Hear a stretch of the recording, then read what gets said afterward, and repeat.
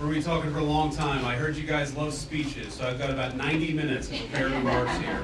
I want to thank you all for being here. USA! There we USA! USA! USA! USA! USA! So, I want to thank our guardians, our airmen, and everyone else for the warm reception in a very, very cold place. I think it's probably the coldest place I've ever been, but you guys managed to do a great job despite the weather. I want to bring a message for President Trump. He's grateful for your service, grateful for what you do up here, and just wanted me to tell you that he's proud of you and he thinks about you. And of course, the same is true for everybody that's flanking me up here. We're thrilled to be here because the mission that you guys do is so important for the United States. It's important for our national security. And today, everybody that I met, to a person, was professional, was kind, was knowledgeable, and was dedicated to our country. You're a great credit to the United States of America, even though you are very, very far from home. I met some Texans and some Floridians today, and I thought to myself, man, you guys have really signed up for tough duty here in Greenland, but it's a beautiful place. It's a striking place, a very harsh place. The Colonel showed me around, but a very beautiful place. Even in right now, I guess we're still, at least here in Greenland, in the heart of what is winter, because winter, I guess, lasts about 9 months here in Greenland. So I want to thank our reporters for following us around today and covering what we're doing. We'll take some questions from the reporters, but before we did that, I wanted to give some of my special guests an opportunity to say a few words. So we, of course, are thrilled to be joined by Juliet, our National Security Advisor's wife, and by my wife, our Second Lady, Usha. And flanking me here on my left is Chris Wright, our Secretary of Energy, Mike Waltz, our National Security Advisor, and my dear friend Senator Mike Lee from the great state of Utah, who I joked earlier, I told Mike I'd give him a ride to Utah, and we ended up in Greenland. But I want to, because each of them care about this territory and care about the mission of the American military here in Greenland, for various reasons, touching each of the areas that they focus on, I thought it would be worth hearing from each of them for a little while. So, Chris, if you would say a few words about the importance of energy. Thanks, Chris. Here we are. I will. Let me echo the Vice President's comments to thank you for your service to our country, wherever it is, whatever it takes. And I think we see right here in this beautiful air base in the high Arctic what energy can do. We can make a tough high Arctic environment a beautiful place to live, a comfortable place to live, all sorts of scientific instrumentation, military mission to monitor what's going on in the world. None of this was possible not long ago. President Trump was elected to re-energize America, to take the beauty that you've seen up here and make that a thing of pride and ambition again. Not shaming of energy, not trying to stop its growth and its prosperity, but to re-energize it. So energy makes the world a beautiful place to live. It makes us comfortable and have long, opportunity-rich lives. I'm thrilled and proud to be part of this administration with President Trump and Vice President Vance. Thank you all for your service. I'm honored to be here. Thank you, Chris.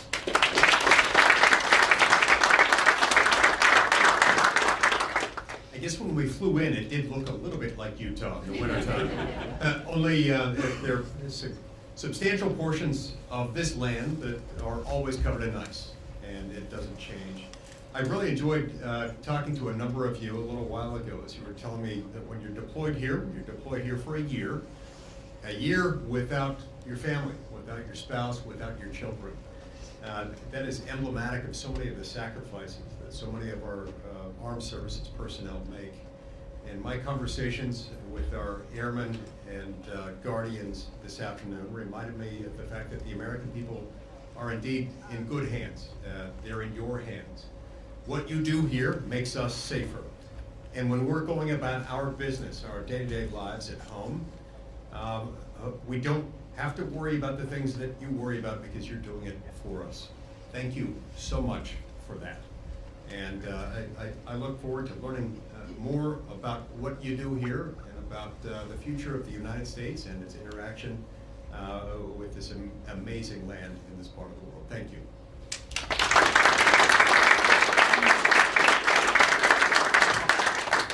Thank you, Mr. Vice President, and I just wanted to take a minute and thank you all to the airmen and women, to the guardians who are keeping us safe day in and day out. You are continuing a tradition of the U.S. military's presence in Greenland since World War II, a 1951 defense treaty.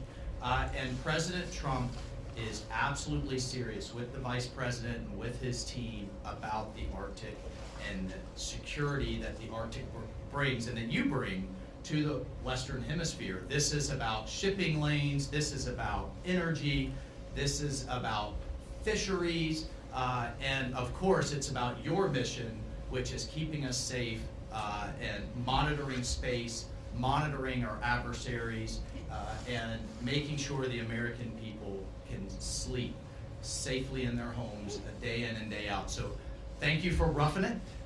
Thank you for being without your families. I bet every one of you are going to pick somewhere in, I don't know, Florida or the Bahamas or something for your next duty station, I would think. But this is also, I mean, what an incredible adventure.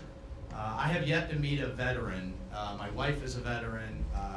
I am as well. And of course, the Vice President. I have yet to meet a veteran that says, wow, I regret my time in service.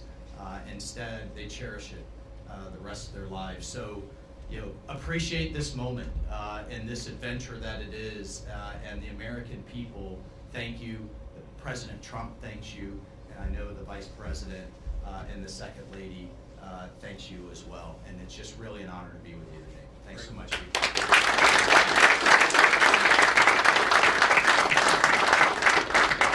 So thank you, Mike. And let me say just a couple of other things, and then we'll take some questions from the reporters. So number one, I think a lot of Americans wonder, why does Greenland matter so much? Why does the mission of this base matter so much to the American people? And I learned a lot about that today myself. Of course, you can read about it in a book, but I saw it up close and personal. And if, God forbid, to my fellow Americans, if a missile was fired from an enemy country or an enemy submarine into the United States, it is the people here before us who would give notice to our brave men and women further south in the United States to let people know what was coming and, God willing, to try to shoot it down and prepare for it. That's one of the things that we do at installations like this. We know that Russia and China and other nations are taking an extraordinary interest in Arctic passageways and Arctic naval routes, and indeed in the minerals of the Arctic territories. We need to ensure that America is leading in the Arctic, because we know that if America doesn't, other nations will fill the gap where we fall behind. So what you guys do is so critically important. I think a lot of Americans, certainly I, didn't realize it fully until President Trump started talking about the importance of our Arctic mission, about building upon it, and ensuring that America can lead in the Arctic for the next generation. And now I want to talk about, of course, the interaction and what Denmark, I think, has done, and sometimes in partnership with us, but let's be honest, what Denmark over the last 20 years has failed to do in some cases, because we know that unfortunately this place, this base, the surrounding area is less secure than it was 30, 40 years ago, because some of our allies haven't kept up.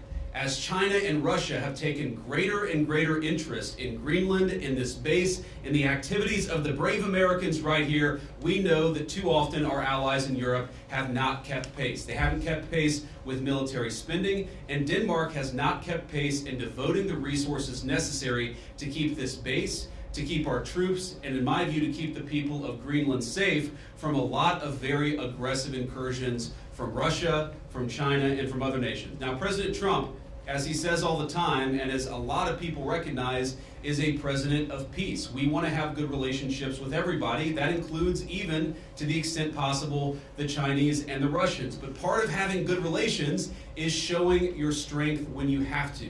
And unfortunately, the story of Greenland over the past 20 years when it comes to security is that we've underinvested in the infrastructure, we've underinvested in the security architecture, and we've underinvested in the brave men and women who are doing a very hard job, as Mike said, to keep all of us safe.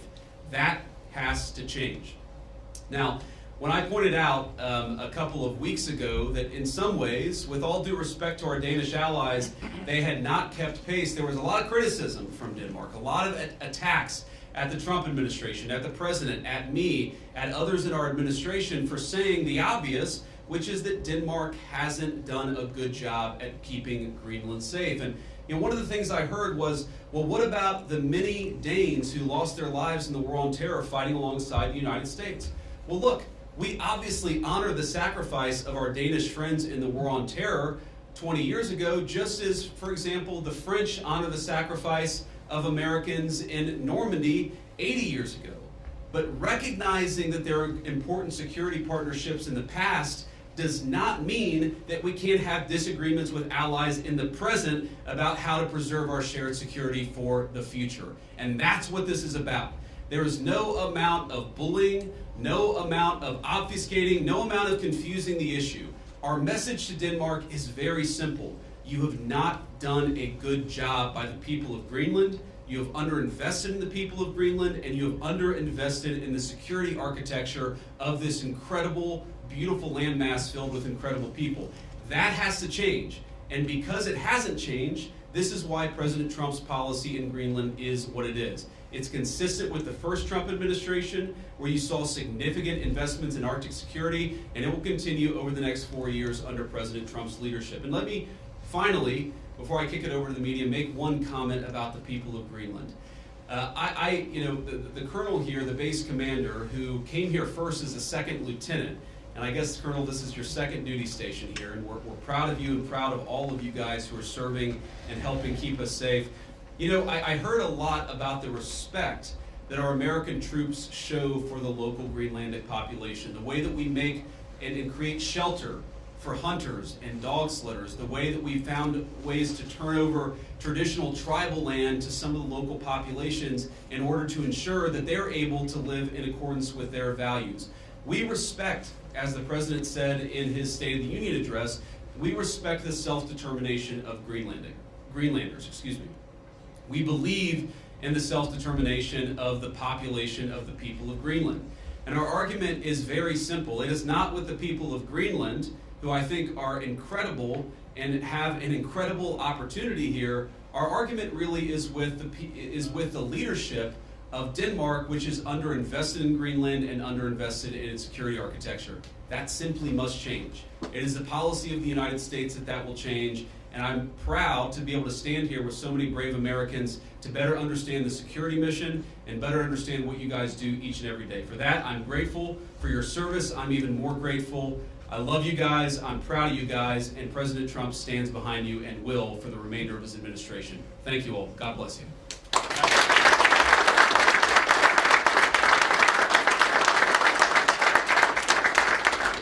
All right, now we'll take a few questions. Both of you guys have your hands up. Whoever can go first. Red scarf, go first. Oh, sure. Thank you, Mr. Vice President. Do you have any plans, are there plans to expand the U.S.'s military presence in Greenland beyond this base? Well, are there immediate plans to expand our military presence? No, but are there general objectives that we want to accomplish that will certainly require us investing more resources, investing in additional military icebreakers, investing in additional naval ships that will have a greater presence in Greenland? Absolutely.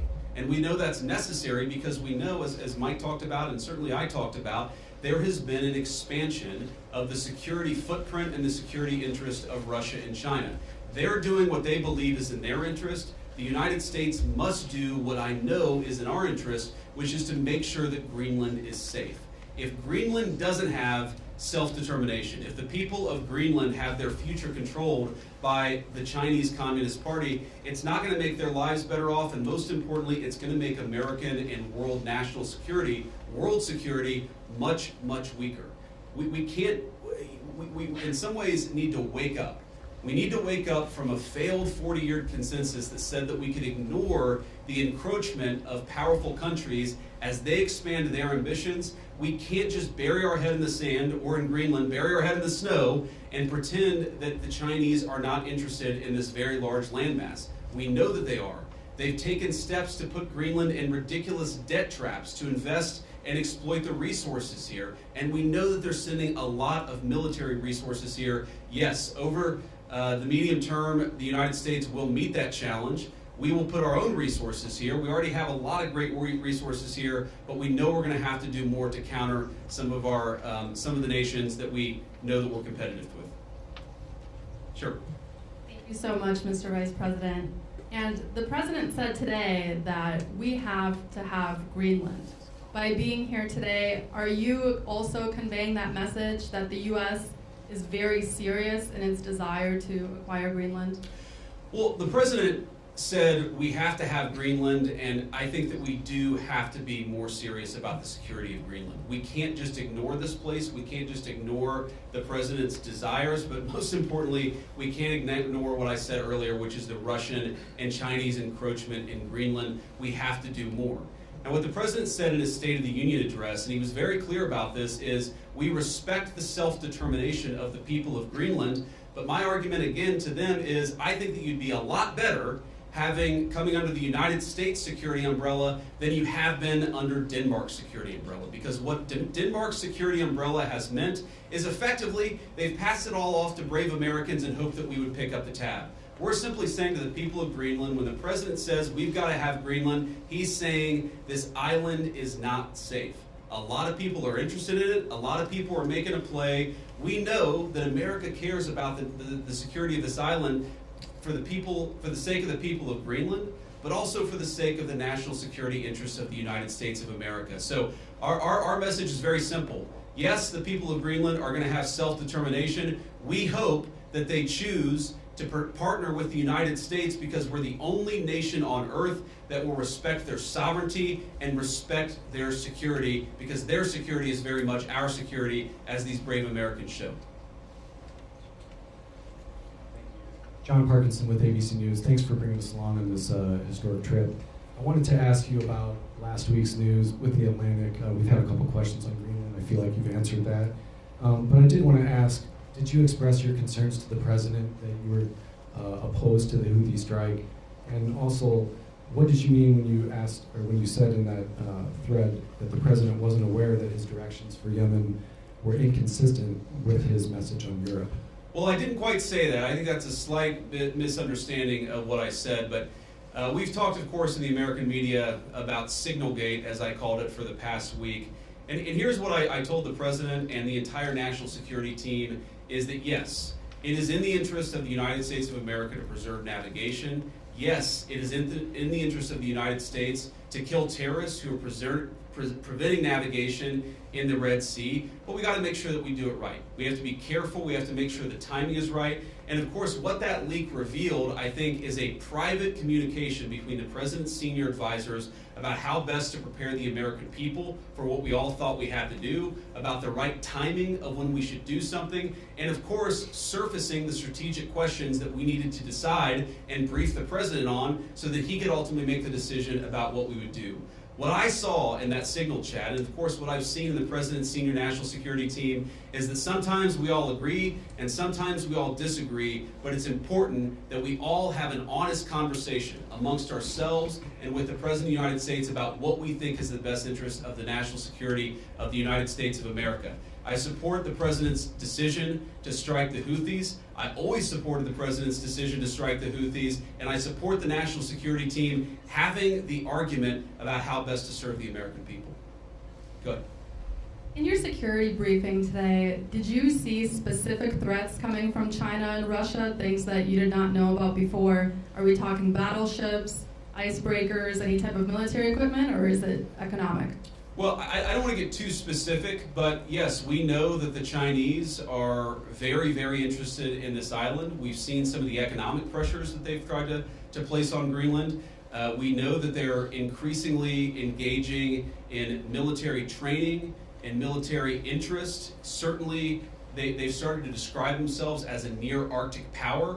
And I think part of that is justifying taking a further interest in Greenland and some of the surrounding territories. So we've seen very strong evidence that both the Chinese and the Russians are interested in Greenland. And why wouldn't they be interested in Greenland? It's a beautiful place. It has incredible people. It has its geographic placement makes it very important for the national security of the United States, but for world security. What we have to recognize is that if the Chinese and the Russians are going to pursue their national interest, we need a president who's going to pursue the American national interest, and that means ensuring that Greenland is safe. When can we expect an update on the internal investigation into that Signal chat leak? Has that investigation concluded, and what are the findings? I think we'll get an update soon. Look, we take it very seriously. We all accept that a journalist should not have been invited into the chat, and members of the administration, including my dear friend Mike, have taken responsibility for it. But I find the American media's obsession with this issue very, very interesting, because I happen to remember about 4 years ago when American military leadership made a catastrophic error that got 13 innocent Americans killed in Afghanistan and had about $80 billion of military equipment turned over to one of the worst terrorist organizations in the world.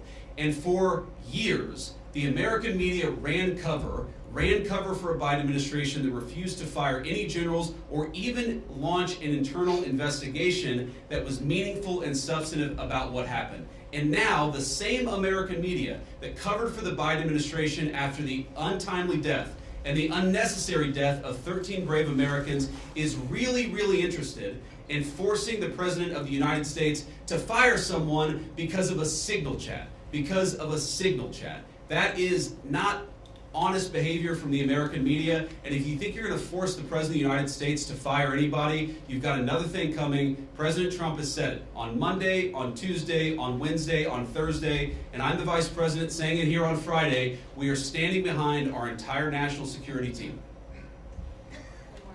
Can I just ask you about Yeah, go ahead. the tariffs? There's been some retaliation, some signals at least in the media that Canada's going to respond, some of these others are going to respond to the president's tariffs. What's your message for Americans that are going to see costs increase on auto manufacturing, new cars, that kind of thing? Is it Buy America, or what's the message going forward there? Well, let me say a couple of things. First of all, for the Canadians, and we have many dear friends in Canada, and of course we love the Canadian people, but the Canadian leadership threatening retaliatory tariffs against the United States, as President Trump often says, they just don't have the cards. There is no way that Canada can win a trade war with the United States. What President Trump has said is that he wants to level the playing field. For decades, Canadian leadership has forced American farmers and American manufacturers to play by an unfair set of rules. All President Trump has said is that we're done playing by an unfair set of rules. If you're going to do something to our industries, then we're going to do something back to your industries. That's how you protect American manufacturing, and that's how you protect American jobs. Now, what I'd say to the American people is look, the president ran on this, and he said very clearly that we're done being the piggy bank of the entire world. For 40 years, in the same way that our European friends, I think, have neglected international security, for 40 years, a lot of our friends all over the world have used America as a piggy bank. They have used us to absorb all of their excess economic production. What has that meant for Americans? For Americans, that's meant manufacturing jobs declining, that's meant middle-class wages going down, that's meant whole towns that have been hollowed out by empty factories, and that means an America that is less safe because our manufacturing isn't as powerful now as it was 30 years ago. I've got all these brave Americans in front of me and a few behind me too. We want to send, if God forbid we have to send Americans to war, we want them to have weapons, the best weapons in the world that are manufactured in America and not in China. The way you do that is to rebuild the American manufacturing sector. The days of America being the piggy bank of the world, the days of closed factories, the days of people not being able to get a middle-class job in this country, they're over. And yes, that means we're going to have to fight back even against some of our friends and their unfair economic practices, but the long-term consequence of this is going to be higher wages, more manufacturing, and more economic security for the American people. Take a couple more questions. On Russia, has the U.S. agreed to those conditions that the Kremlin said were needed for that truce in the Black Sea? It included lifting sanctions imposed on Russian banks. Trump said this week that you were still looking at it. Well, there are a couple of different statements that are floating around out there, and some of them I think are mistranslations, and some of them are not totally clear what is even being asked for. But the president has said, and he's right, that I think we feel very good about where things are. We trust but verify. We make sure that what we're seeing from one party is met by the other party and vice versa. but I think that we've made an incredible amount of progress. We have to remember that this war started under Joe Biden's administration. It has led to an unbelievable amount of death and destruction, and for the first time in almost 4 years, thanks to President Trump's leadership, we have an opportunity to really achieve a peaceful settlement. The President's going to fight every single day to make sure that happens, and of course we'll keep you guys updated as we continue to make progress. I do think, if you look at what we've talked about, we've obviously got this energy infrastructure ceasefire. We've got a Black Sea commercial ceasefire that I think is almost done. And once we get there, we'll work on the next stage of the ceasefire. Yeah. The president has previously not ruled out military force when he's talking about taking over Greenland. But your rhetoric today is more about encouraging the Greenlandic people to vote for independence. Do you think the rhetoric has changed about that, or what's your message there? No, I don't think it's changed at all. Look, the President said clearly he doesn't think that military force is going to be necessary, but he absolutely believes that Greenland is an important part of the security, not just of the United States, but of the world, and of course the people of Greenland too. It's very simple. I think the President's been very consistent here from his State of the Union, from his inaugural address, and every public statement that he's made. This territory, Greenland, really matters for the security of the United States. It's extremely vulnerable right now, and if the people of Greenland were willing to partner with the United States, and I think that they ultimately will partner with the United States, we could make them much more secure, we could do a lot more protection, and I think they'd fare a lot better economically as well. This has to happen. And the reason it has to happen, I hate to say it, is because our friends in Denmark have not done their job in keeping this area safe. They just haven't done it. It's very simple. For all of our friends in the American media who attack the administration for pointing out the obvious, what is the alternative? To give up the North Atlantic? To give up the Arctic? To China? To Russia? And to other regimes that don't have the best interest of the American people at heart? We have no other option. We need to take a significant position in Greenland to keep the people here safe, but to keep our own country safe too. We'll just do one or two more. Yeah. Trump said this week the U.S. would go as far as we have to go to acquire Greenland. In that same vein, that question, are there plans that have been drafted to use military force to take over Greenland? Well, what the President has said is that we need to have more of a position in Greenland. We need it, again, for the safety of the American people. And what we think is going to happen is that the Greenlanders are going to choose through self-determination to become independent of Denmark, and then we're going to have conversations with the people of Greenland from there. So I think that talking about anything too far in the future is way too premature. We do not think that military force is ever going to be necessary. We think this makes sense. And because we think the people of Greenland are rational and good, we think we're going to be able to cut a deal, Donald Trump style, to ensure the security of this territory, but also the United States of America. I'll do one more question. And you spoke about economic interests, how the U.S. could develop Greenland more economically. Could you speak a little bit more about that? I know Secretary Wright is here. Have you guys spoken about energy?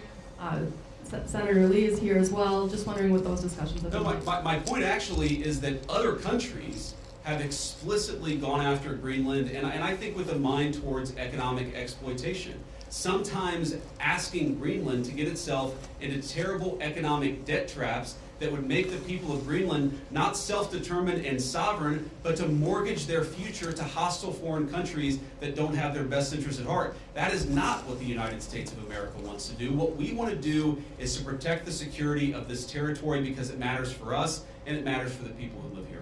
All right, guys, thank you all. And let me just say one more final word to the Guardians, the Airmen, the other service members gathered here. Thank you.